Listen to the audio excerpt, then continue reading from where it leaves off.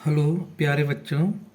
आज हम बात करते हैं कक्षा 10 की सामाजिक विज्ञान का जो पेपर हुआ था 2024 का, उसके बारे में।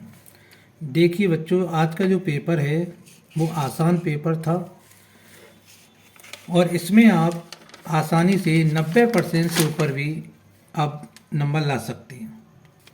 पहला जो प्रश्न था ये आपकी ऑब्जेक्ट टाइप क्वेश्चन है, जिनमें देखिए निम्न प्रश्नों के उत्तर का सही विकल्प चयन करके उत्तर पुस्तिका में लिखें। पहला प्रश्न है कि 1871 में राजा विलियम प्रथम को किस देश का सम्राट घोषित किया गया? Italy, France, Germany, America. तो इन चारों में से इसका सही जो आंसर है वो है आपकी जर्मनी। अगला क्वेश्चन, द्वितीय विश्व युद्ध कितने वर्षों तक चला? देखिए बच्चों, आप अच्छी तरीक़ा से जानते हैं कि पहला विश्व युद्ध जो था ये 1914 से लेकर 1918 तक चला था, यानी करीब 4 वर्ष। दूसरा जो विश्व युद्ध था ये चला था 1939 से लेकर 1945 तक, यानी द्वितीय विश्व युद्ध जो था ये आपके 6 वर्ष चला था। तो इसका सही आंसर होगा आपका 6। अगला क्वेश्चन है कि बंगाल में देश की पहली जूट मिल किस वर्ष प्रारंभ हुई थी? 1855 में, 1860, 1862 या 1872। तो इन चारों ऑप्शनों में सही जो आंसर है इसका वो है 1855 में बंगाल में पहली जूट मिल की स्थापना की गई थी।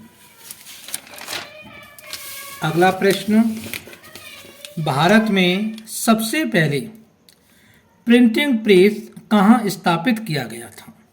तो इसका आंसर होगा, चारों में से कौन सा होगा? महाराष्ट्र, बंगाल, बिहार या गोवा। तो इसका सही आंसर होगा गोवा। अगला प्रश्न है, कृषि वर्ष में एक से अधिक बार बोया गया क्षेत्र क्या कहलाता है? तो सकल कृषित क्षेत्र, शुद्ध बोया गया क्षेत्र, प्रतिभूमि या चरागाह भूमि। तो इन चारों में से इसका आंसर होगा शुद्ध बोया क्षेत्र, यानी इसका आंसर कौन सा है? वे वाला। ये बिल्कुल राइट है। अगला प्रश्न है, विश्व की लगभग कितनी प्रतिशत जैव विविधता भारत में पाई जाती है? यानी यहाँ पर बात की जा रही है पूरे विश्व की।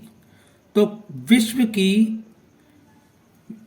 में जो जैव विविधता है उसका भारत में पाया जाता है कितना प्रतिशत पाया जाता है? 7, 8, 9 या 10। तो इसमें चारों में से सही आंसर होगा 8%, यानी इसका आंसर है आपका वी। अगला प्रश्न है कि निम्न में से कौन सा उद्योग चूना पत्थर, सिलिका और जिप्सम को कच्चे माल के रूप में प्रयुक्त करता है? एल्युमिनियम, प्लास्टिक, सीमेंट या मोटर गाड़ी। तो इन चारों में आपका से वाला जो आंसर है सीमेंट, ये आंसर सही होगा। अगला प्रश्न, वायु परिवहन का राष्ट्रीयकरण कब किया गया? 1983 में, 1973 में, 1963 में या 1953 में?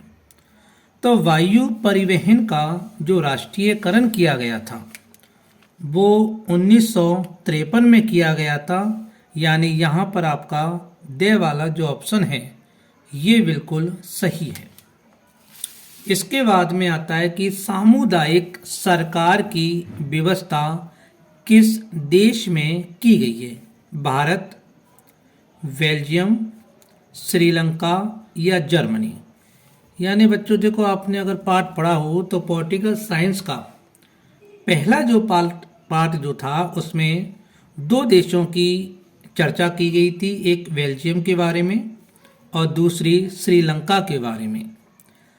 तो बेल्जियम में शांति का माहौल था क्योंकि दोनों प्रकार की जो सरकारें थी मिलजुल कर कार्य कर रही थी।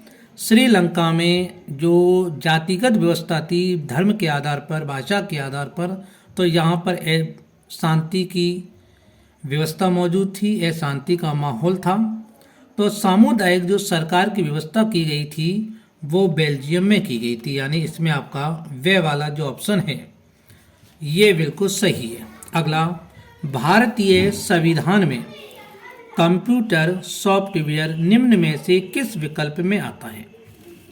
तो देखिए, केंद्र सरकार यानी संविधान के अंतर्गत 3 सूचियों का उल्लेख किया गया है: संघ सूची, राज्य सूची, समवर्ती सूची।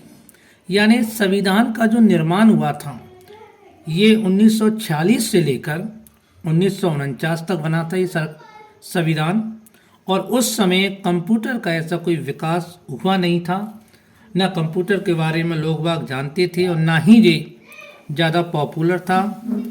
उस समय कुल मिलाकर विकास हुआ नहीं था। यानी तो कंप्यूटर से संबंधित जो नियम कानून है वो संविधान में उल्लेखित नहीं किए गए, यानी ये वाद का विषय है। संघ सूची के विषय भी होती हैं जिन पर केवल केंद्र सरकार कानून बना सकती है, राज्य सूची के विषय वे होती हैं जिन पर राज्य सरकार कानून बना सकती है, और समवर्ती सूची के विषय वे होती हैं जिन पर केंद्र और राज्य दोनों ही कानून बना सकती हैं।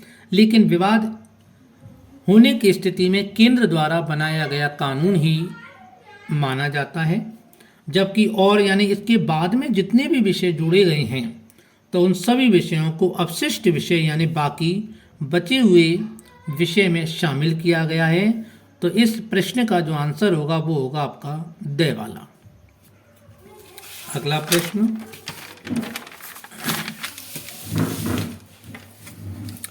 जाति को समुदाय का मुख्य आधार मानने वाला व्यक्ति क्या कहलाता है? धर्मनिरपेक्ष, जातिवादी, सांप्रदायिक, नारीवादी। तो इसका सही आंसर होगा जातिवादी, यानी वे वाला जो ऑप्शन है वो सही होगा। अगला, निम्नलिखित में से कौन सा लोकतंत्र से बेहतर शासन है? बेहतर यानी लोकतंत्र का जो शासन है इससे भी अच्छा। तो देखिए, राजतंत्र राजाओं का शासन था, सैनिक शासन सेना के अंतर्गत, अधिनायक तंत्र, और इनमें से कोई नहीं। यानी इन चारों में से 3 प्रकार का जो शासन है, राजतंत्र, सैनिक शासन, अधिनायक तंत्र, तो ये लोकतंत्र से ये तीनों शासन अच्छे नहीं हो सकते। इनमें सबसे अच्छा जो शासन है वो है लोकतंत्र का। इस प्रकार इसका आंसर होता है द, यानी इनमें से कोई नहीं।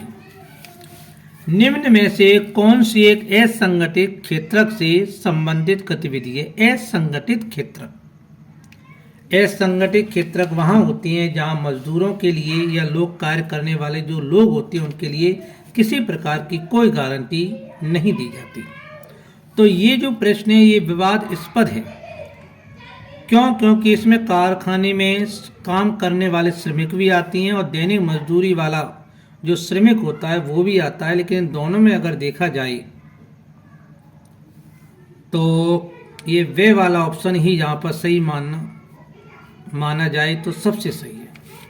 अगला, भारत में करेंसी नोट यानी नोट जारी करने वाली जो संस्था है वो कौन सी है? State bank of India, share बाजार, केंद्र सरकार या भारतीय रिजर्व बैंक। यानी भारत की सबसे बड़ी जो बैंक है भारतीय रिजर्व बैंक यानी आरबीआई, ये भारत में नोट जारी करने का कार्य करती है और ये भारत की सबसे बड़ी बैंक भी है आरबीआई।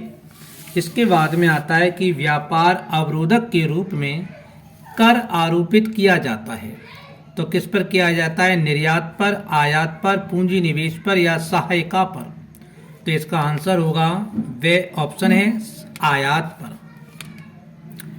अब आता है सेकंड प्रश्न, क्वेश्चन नंबर 2, रिक्त स्थानों की पूर्ति। तो जो अफ्रीका है, अफ्रीका में 1890 के दशक में कौन सी बीमारी तेजी से फैली थी? तो अफ्रीका में उस समय 1890 के दशक में एक बीमारी फैली थी जिसका नाम था रिंडर पेस्ट नामक जो बीमारी थी ये फैली थी।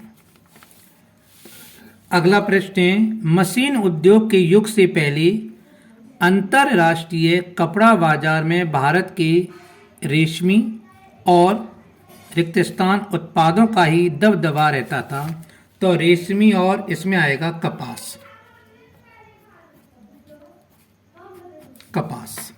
अगला, खादीन राजस्थान के किस जिले में? तो खादीन नामक जो स्थान है ये है आपके जैसलमेर जिले में।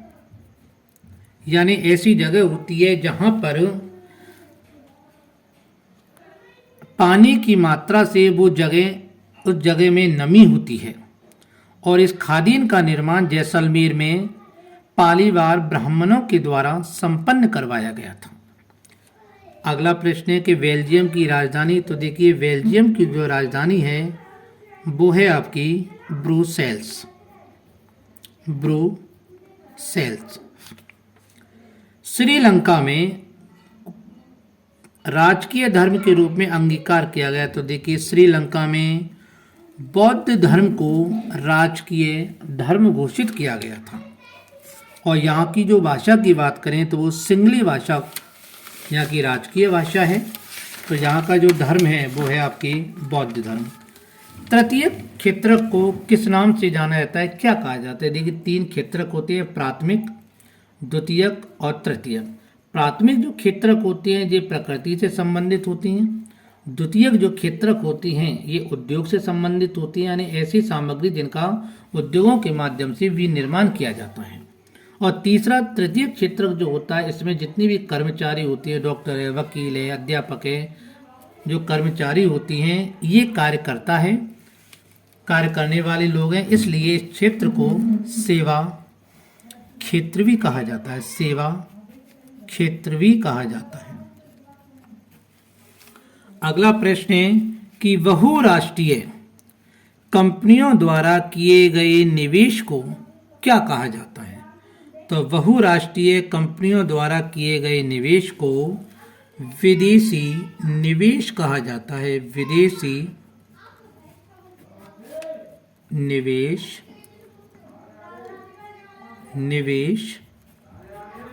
कहा जाता है। इसके बाद में और भी प्रश्न हैं आपके।